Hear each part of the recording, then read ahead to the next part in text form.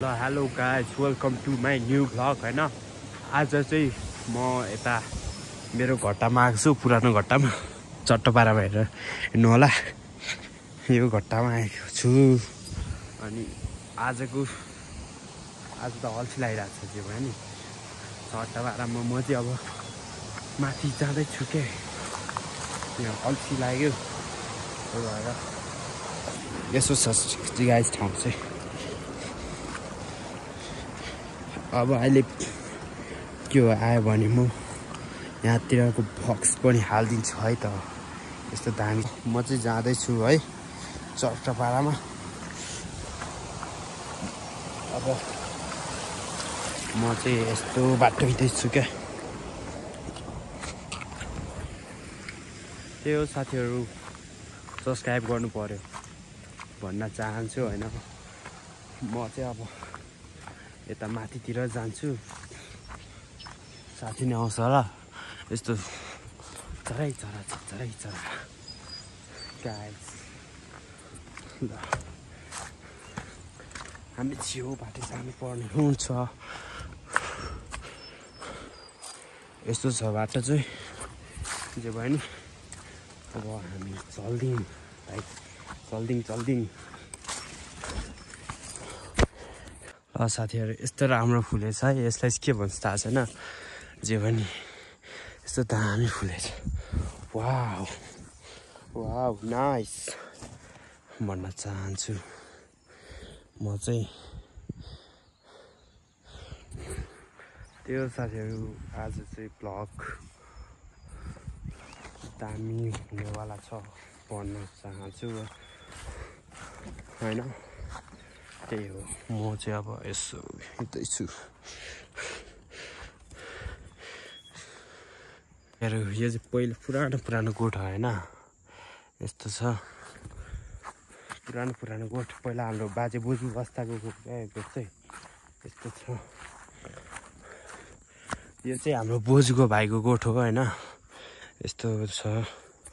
अनि यो चाहिँ यस्तो राम्रो चौर छ, चौर छ। अनि म जन्मेको ठाउँ हेर्ने हो गाइस तपाईँहरूलाई म एकदम अच्छा ठाउँ देखाइदिन्छु। यस्तो छ, यो हो म यही ठाउँमा जन्मेको। यस्तो छ।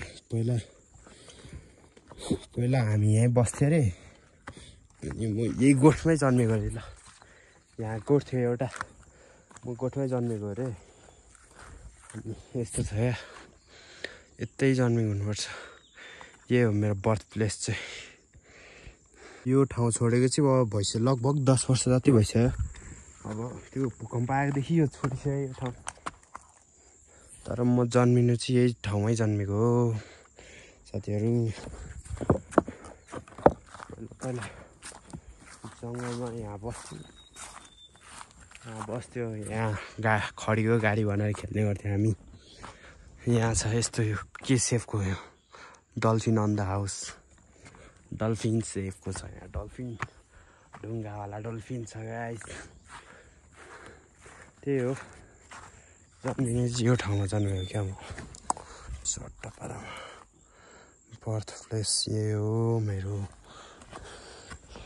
अब पहिला त बसोबास नै यस्तो ठाउँमा हुँदो रहेछ।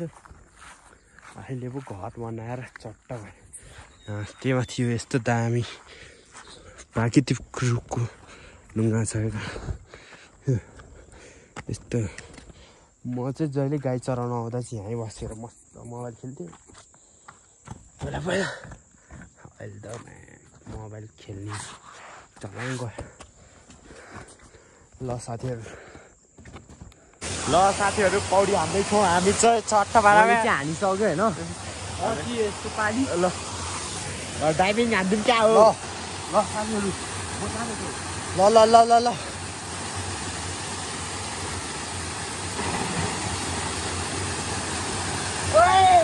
दिव्या